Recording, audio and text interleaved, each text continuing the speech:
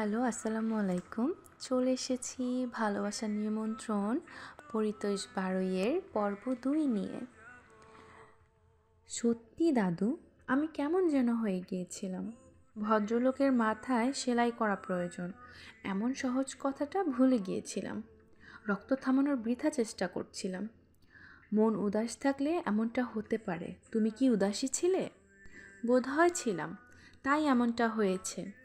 বাদ দাও, মাথায় একটু বেশি চোট লেগেছে। ঘণ্টা খানেকের মধ্যেই জ্ঞান ফিরবে। তুমি বিকেলের চা খেয়েছো? দাদু, তোমাকে ছাড়া আমি বিকেলের চা কখনো খেয়েছি? লক্ষ্মী দিদি আমার, যাও চা নিয়ে এসো।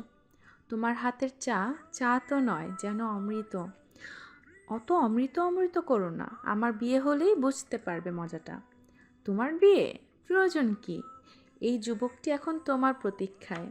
আমি কি তোমার যোগ্য নই? তা তো বলিনি, তুমি যজ্ঞের যোগ্য। তবে অন্য ঘর কেন চাই?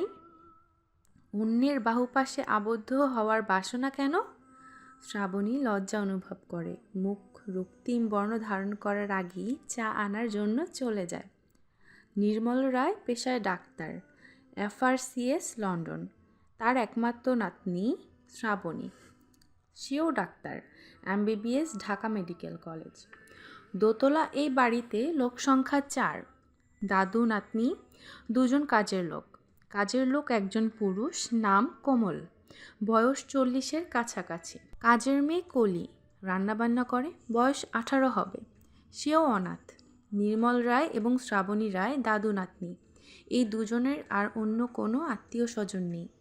নির্মল রায় ঢাকা মেডিকেল কলেজের প্রফেসর ছিলেন। হঠাৎ চাকরি ছেড়ে দিয়ে এই গ্রামে এসে একটি হাসপাতাল তৈরি করে। বিনামূল্যে সেবা প্রদান করাই এখন তার ব্রত। দাদু নাতনি দুজনে মিলেই হাসপাতাল চালায়। দুজনেই অতিমাত্রায় রুচিশীল। বাড়ির সমস্তটাই সাজানো। বাড়ির সাজানো দেখেই বোঝা যায় বাড়ির লোকের রুচির গভীরতা কত। নির্মল রায় চায়ের টেবিলে বসে আনমনে গান ধরে। পাগলা হাওয়ার বাদল দিনে পাগল আমার মন নেচে ওঠে। শ্রাবণী রায়ের ট্রে টেবিলে নামিয়ে বলে, বুড়ো বয়সে আবার পাগল মন নেচে উঠল কেন? নির্মল রায় প্রতিবাদী কণ্ঠে বলে, আমি মোটেই বুড়ো নই, আর কখন আমাকে বুড়ো বলবে না। বুড়োকে বুড়ো বলবো না তো যুবক বলবো নাকি? অবশ্যই যুবক বলবে। মেঘে মেঘে বলা তো আর কম হলো না। বয়সের থলেতে সংখ্যা প্রচুর। বয়স? আমার বয়স মোটেই বেশি নয়, মাত্র 62 বছর। নির্মল রায় জোরালো কণ্ঠে বলে, অসম্ভব। তবে তোমার বয়স কত? নির্মল রায় গলায় একটু সুখের আবেশ এনে যুবক ভঙ্গিমায় বলে, মাত্র 25 বছর। একদিনও বেশি নয়। তাহলে তো তুমি পূর্ণ যুবক। অবশ্যই পূর্ণ যুবক। আমি অবনত মস্তকে মেনে নিলাম তুমি পূর্ণ যুবক। তোমাকে আর কখনো বুড়ো বলবো না। এখন থেকে তোমাকে যুবক দাদু বলবো। যুবক দাদু, যুবক বয়সের দাদু। ফ্যান্টাস্টিক। তুমি এখন থেকে তাই বলবে। আচ্ছা বলবো। এখন চা নাও, চা ঠান্ডা হয়ে এলো। নির্মল রায়ের চায়ের কাপে চুমুক দিয়ে বলেন, অপূর্ব স্বাদ। এই কথাটা তিনি প্রতিদিন বিকেলে চায়ের টেবিলে বলেন। শ্রাবণী এ কথাটি শোনার জন্য রীতিমতো অপেক্ষা করে থাকে। কখন তার দাদু চায়ের পেয়ালায় চুমুক দিয়ে বলবে, অপূর্ব স্বাদ। শ্রাবণী যতবার এই কথাটি শুনে, তার ততবারই মনে হয় এই প্রথমবার কেউ তার বানানো চা খেয়ে বলল। নির্মল রায় দ্বিতীয়বার চায়ের পেয়ালায় চুমুক দিয়ে বলে, বুঝলে দাদু, মানুষের বয়স দিন মাস বছর হিসাব করে হয় না। কি করে হিসাব করতে হয়? মন বিচার করে বয়স হিসাব করতে হয়। বুঝতে পারলাম না, মন বিচার করে কিভাবে বয়স নির্ণয় করব? এই তো আসল কথা। তুমি ভাবো তুমি পরিণত, আসলে তুমি তা নও। এই আমি এখন পুরোপুরি পরিণত হতে পারিনি। কি বলছো দাদু? তুমি পরিণত হয়ে পেকে গেছো, তারপরেও বলছো তুমি পরিণত হওনি? মানুষের শেখার কোনো শেষ নেই। মানুষ প্রতিদিন শেখে।